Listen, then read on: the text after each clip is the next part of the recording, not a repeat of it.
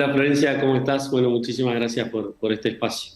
La verdad que un placer la comunicación para quienes tuvimos, bueno, la fortuna de asistir, de estar allí trabajando, escuchando las diferentes charlas.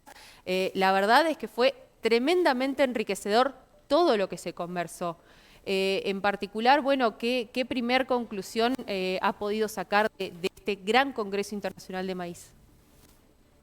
Bueno, Florencia, vos mencionaste al pasar una palabra que para nosotros es muy importante que tiene que ver con las conversaciones, ¿no? Y haber podido llevar a Entre Ríos conversaciones del más alto nivel internacional en cuanto a lo que rodea el cultivo del maíz, fue realmente fascinante, fue muy útil, pudimos lograr un congreso con una relevancia realmente muy preponderante en una provincia donde el cultivo de maíz es realmente mandatorio, ¿no? Estamos hablando de Entre Ríos que por su fábrica de proteínas animales que tienen, en cuanto al cerdo, al pollo, bueno, a lo que tiene que ver feedlot, el maíz es central para la economía de Entre Ríos. Y me parece tener una oportunidad, una primera oportunidad de llevar un congreso internacional ha sido muy útil, no solo para nosotros, porque también aprendemos en esta retroalimentación con la audiencia y con los productores, sino también para los productores en sí mismos, ¿no? Para que ellos puedan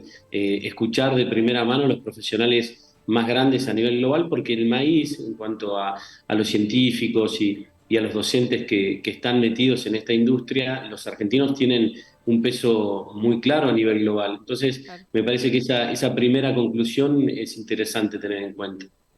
En este caso, bueno, también a usted lo conocemos porque tiene un rol periodístico, ¿no? De brindar muchísima información respecto de la actividad productiva, del campo, ¿no? En este caso, ¿cómo vivió estas diferentes jornadas? ¿Hubo algunas cuestiones que en particular le hayan llamado la atención, por ejemplo, no sé, de lecturas de escenarios en algunas charlas? Sí, bueno, a ver, nuestro corazón en la pastelera de producciones es la producción de información. Nosotros lo hacemos para Claro. varios países de Sudamérica y lo hacemos muy fuerte en Argentina. Creo que lo que a nosotros y a mí en lo personal, como entrerriano que soy, me llamó mucho la atención es la capacidad de agregar valor que tiene Entre Ríos al grano de maíz. Y como digo esto, también digo cómo el productor puede lograr eso estando todavía ausente cierta cantidad y cierta calidad de información barra herramientas, ¿no?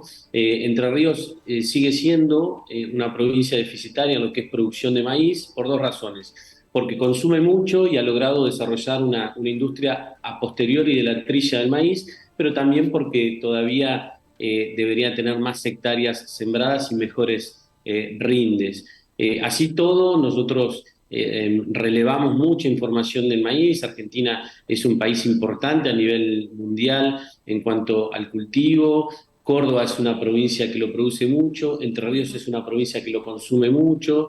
Y me parece que ahí hay puntos a seguir indagando. Yo creo que de la mano del productor y de la mano de la ciencia, casi siempre se llega a buenos resultados. Me parece que eso son cosas que llaman la atención cuando logramos tener reuniones de este estilo, porque no dejan de ser reuniones donde conversamos y mostramos oportunidades, avisamos sobre problemas, enseñamos sobre algunas herramientas nuevas o algunas cuestiones que se están haciendo en otros lugares del mundo y me parece que eso es para destacar.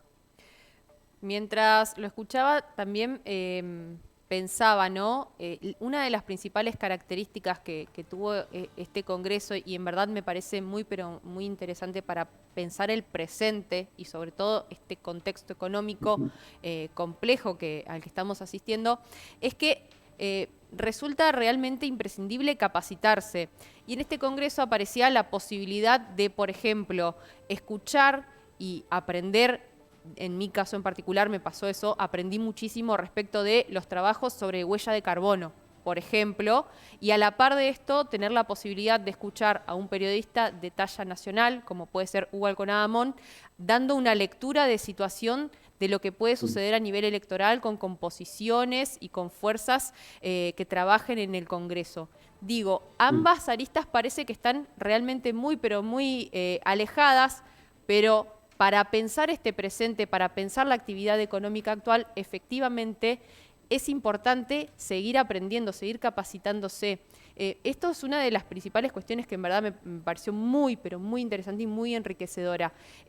Por eso le consulto desde este lugar, bueno, ¿qué tan imprescindible se torna la capacitación constante en este tipo de tareas?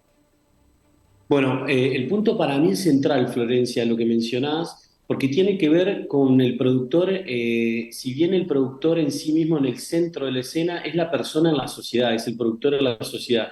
Entonces lo que nosotros buscamos es, por supuesto, que los fitopatólogos le enseñen sobre ese tema a los productores, pero también que venga un profesional como Hugo Alconada y muestre un poco la realidad que él ve. Y también Lucas Romero, que es un politólogo, nos contaba en ese momento lo que iba a suceder o lo que probablemente iba a suceder en las elecciones. Y también Carlos Pagni, y también Leo Poncio, el ex capitán de River, nos enseñaba cómo trabajar en equipo, porque nosotros cuando buscamos personajes en el deporte que tienen que ver con el campo, porque Leo Poncio, el Pato Bondancieri son grandes productores agropecuarios, es también que nos enseñen a tender puentes, porque todavía el agro, el campo, tiene ciertas deudas sociales y la mayoría de esas deudas tienen que ver con la falta de comunicación y la falta de puentes.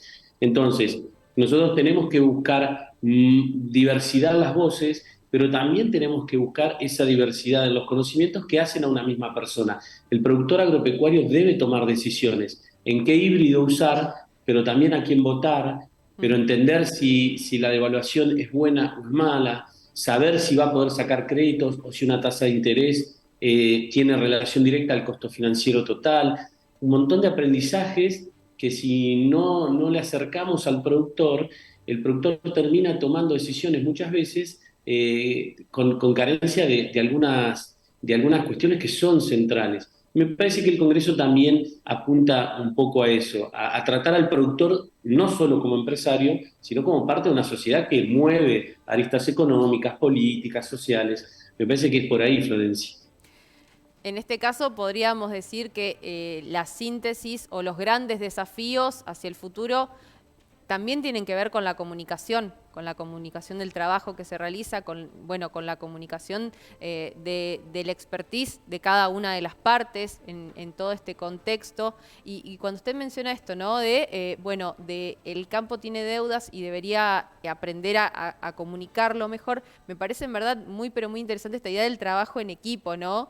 ¿Qué conclusión también piensa hacia el futuro respecto de lo que han dejado en torno a estos conceptos? Bueno, para mí la comunicación es central, me imagino que para ustedes también, y yo creo que el trabajo más arduo, el más pesado, el más difícil, el campo argentino lo ha hecho. Vos mencionaste recién huella de carbono. Ujú. Muy pocas personas saben que el maíz argentino es el de mejor huella de carbono a nivel mundial, ¿no? Se habla mucho de la contaminación que hace el productor argentino, pero eso está basado en la ignorancia. Yo creo que la sociedad no tiene que saber lo que hace el campo. El campo sí tiene que contarle a la sociedad lo que hace.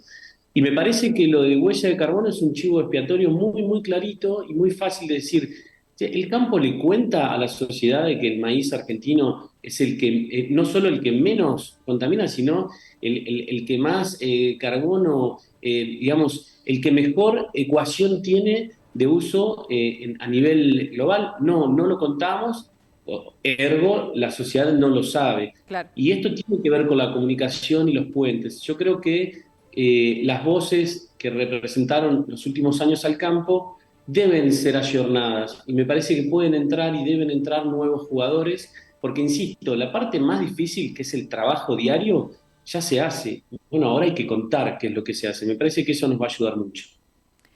Eh, Pensaba también en cómo cambió tal vez el momento en el que se realizó este congreso, previo, ¿no? Por supuesto, a las elecciones y el presente actual, y cómo también nos ayuda a leer, ¿no? Toda esta información que se dio en un congreso de estas características para leer el presente.